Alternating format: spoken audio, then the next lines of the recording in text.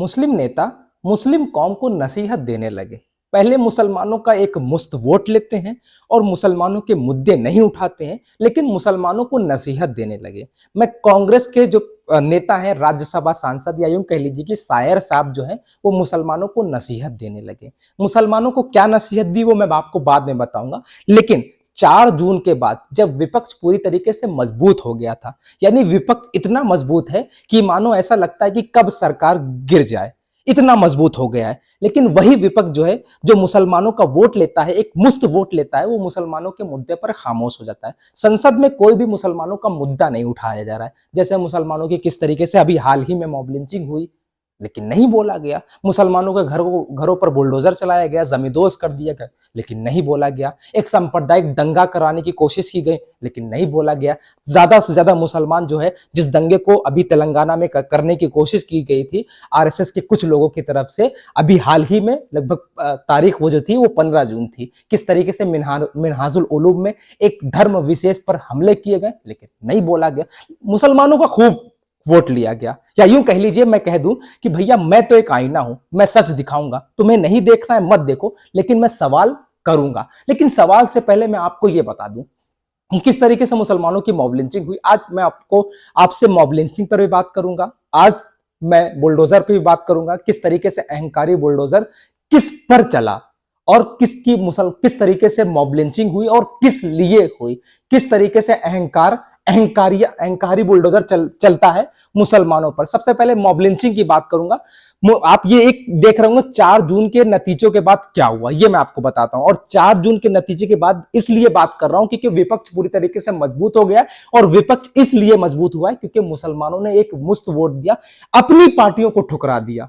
Piece party को ठुकरा दिया, एमआईएम को ठुकरा दिया, तमाम ऐसी पार्टियों को ठुकरा दिया। किसको वोट दिया? अखिलेश भैया को, राहुल भैया को, कांग्रेस वाले भैया को, ममता दीदी को, तेजस्वी यादव को, अरविंद केजरीवाल को, इन तमाम लोगों को वोट दिया।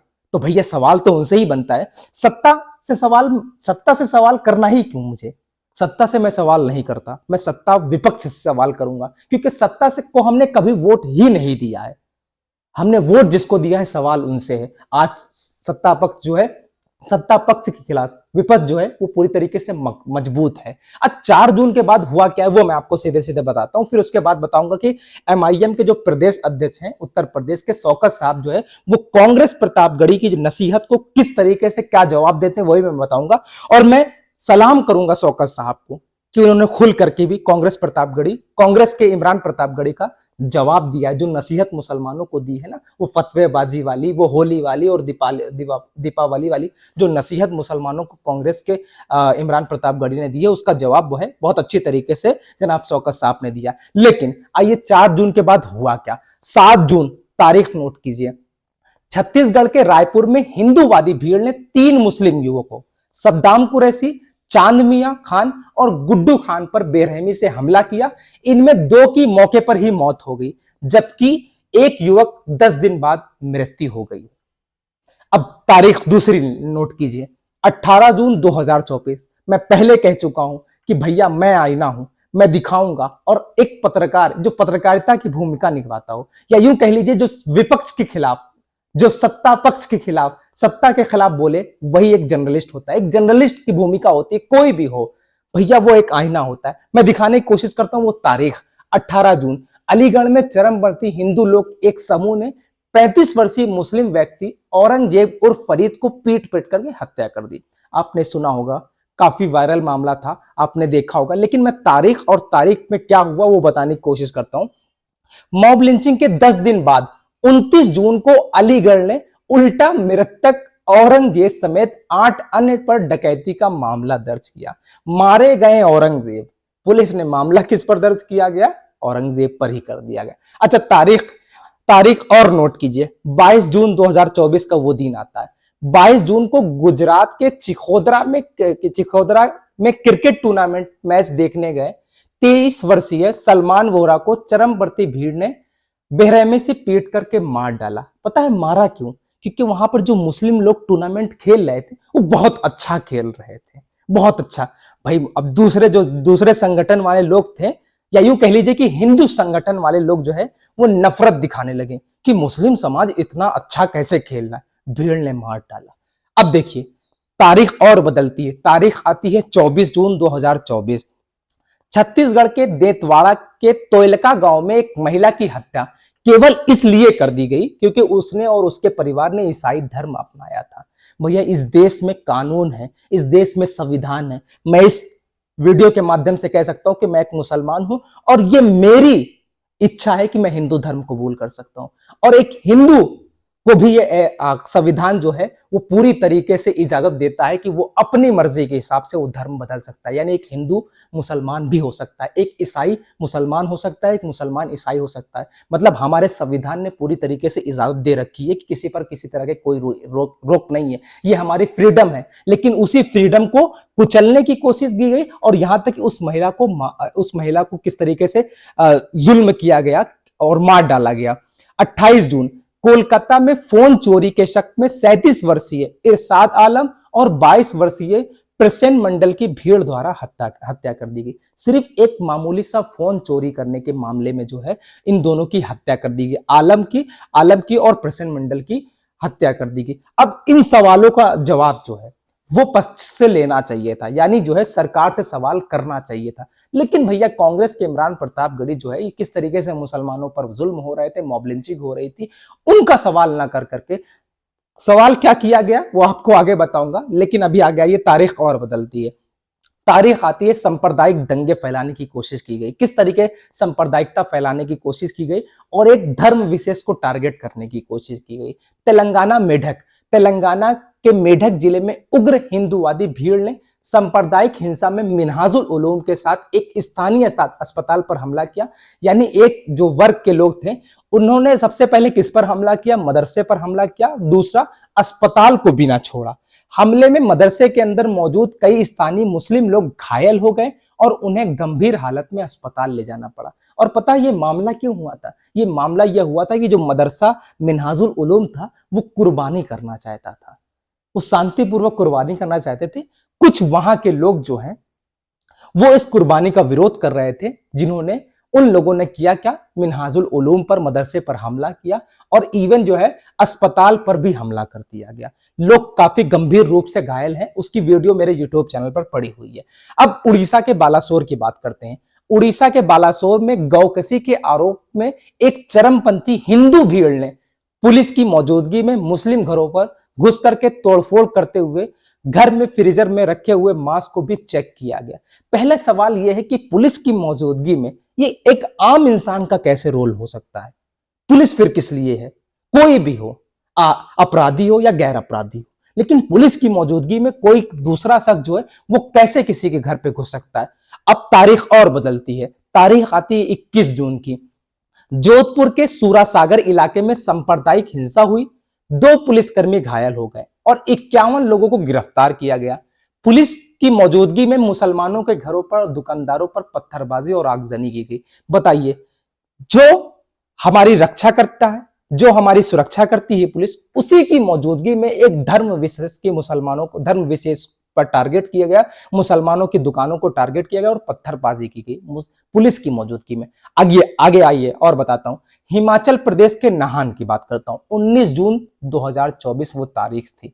हिमाचल प्रदेश के नाहन में गौकसी के कथित आरोप की बुनियाद पर एक मुस्लिम जावेद कपड़ा दुकान में चरमपंथी हिंदू भीड़ ने लूटपाट और तोड़फोड़ की। जावेद की दुकान पर क्या किया? लूटपाट की और तोड़फोड़ की। शामली पुलिस की जांच में गौकसी का आरोप झूठा साबित हुआ। जिस आरोप में लोगों ने क्या किया, मुस्लिम युवक जावेद की दुकान पर तोड़फोड़ की, वो झूठा साबित हुआ। अब आगे आइए, जावेद को गिरफ्तार भी कर लिया गया, झूठा भी साबित हुआ गया। गौकसी का जो आरोप था वो झूठा साबित हुआ, लेकिन उसको गिरफ्तार कर लिया गया। हिंदूवादी संगठन के दबाव में लगभग 16 मुस्लिम दुकानदार भी शहर से पलायन कर गए। इस डर से हिमाचल प्रदेश से लोग पलायन करने लगे। कहां है कानून, कहां है सत्ता, कहां है नियम? अब आइए और आगे बात करता हूं। 4 जून के बाद जो हुआ वो मैं आपको बता रहा हूं, आप तारीख नोट करते रहिएगा। अब आगे चलते हैं, किस तरीके से अहंकारी बुलडोजर चला। क्योंकि बुलडोजर आज तो बुलडोजर जो है वह न्याय का प्रतीक हो गया है। यानी जो है अपराध जो साबित हो ना हो, किसी ने आरोप लगा दिया, बुलडोजर पहले चल जाएगा। किस तरीके से जो है अहंकारी बुलडोजर चल रहा है। मध्य प्रदेश का मंडला शहर, मध्य प्रदेश के मंडला में अधिकारियों ने कथित गौकसी के आरोप में मुसलमानों के कई घरों पर बुलडोजर चलाया। सिर्फ आरोप लगा था। आप सुनिएगा लिखा क्या है। मध्य प्रदेश के मंडला में अधिकारियों ने कथित गौकसी के आरोप में मुसलमानों के कई घरों पर बुलडोजर चलाया। आरोप। मध्य प्रदेश के जावरा की बात करने वाला हूं।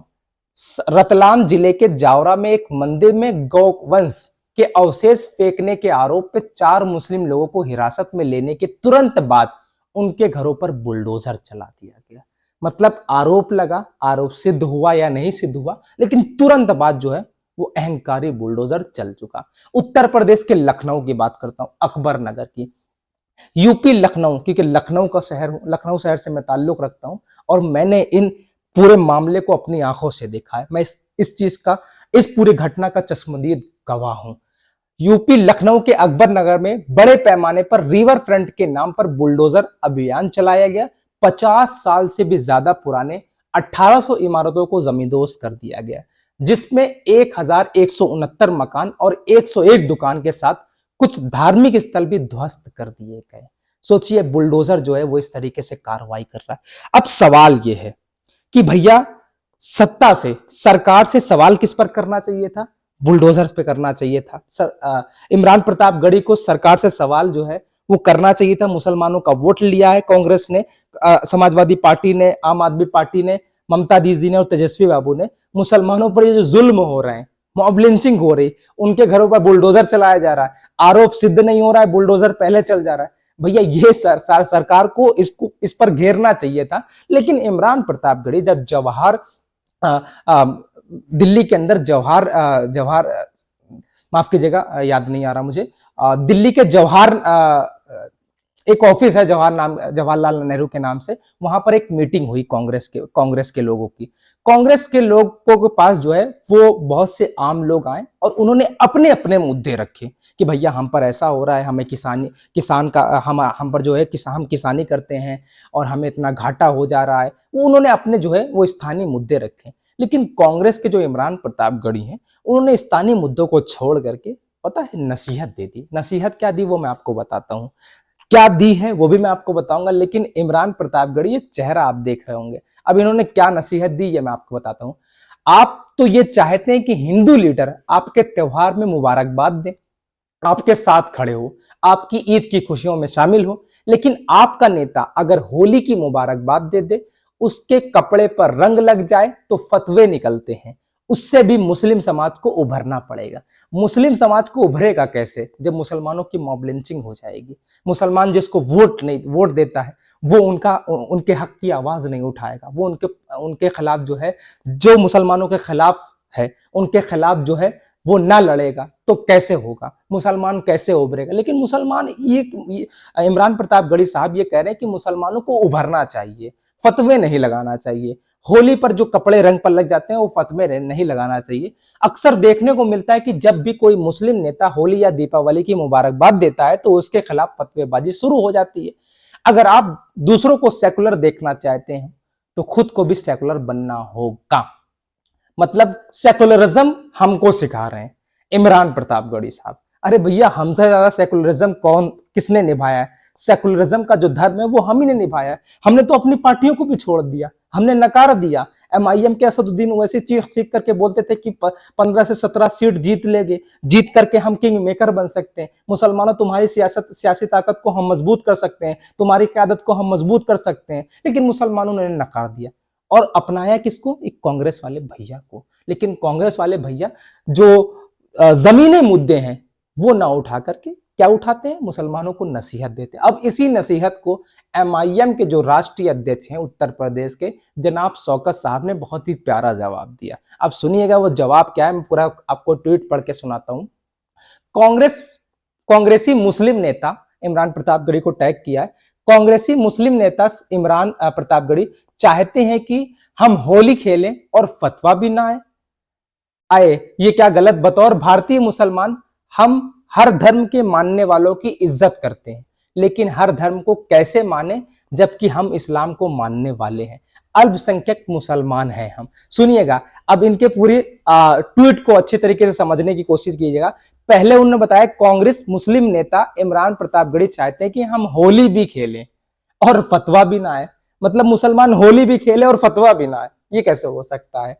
गलत। बतौर भारतीय मुसलमान हर धर्म के मानने वालों की इज्जत करता है। इन्होंने कहा है जनाब शौकत साहब ने कि मुसलमान हर धर्म को मानता है और उनकी इज्जत करता है, लेकिन हर धर्म को कैसे माने जबकि हम इस्लाम को मानने वाले। मतलब एक इस्लाम को मानने वाला हर धर्म को कैसे मानने लगे, हर धर्म के स्पिरिचुअल को कैसे मानने लगेगा, हर धर्म के त्योहार को कैसे मानने लगेगा? भैया इस्लाम ने जो दायरा हमको दिया है हम उसी दायरे में रहकर मानेंगे। हम तो इज्जत करते हैं हिंदू धर्म की, हम इज्जत करते हैं ईसाई धर्म की, भैया वो धर्म है, उस पर मैं क्या टिप्पणी करूंगा। लेकिन ये कह रहे हैं कि भैया होली भी खेलो, दीपावली भी मनाओ और फतवे भी ना, ये कौन सी बात हो गई है?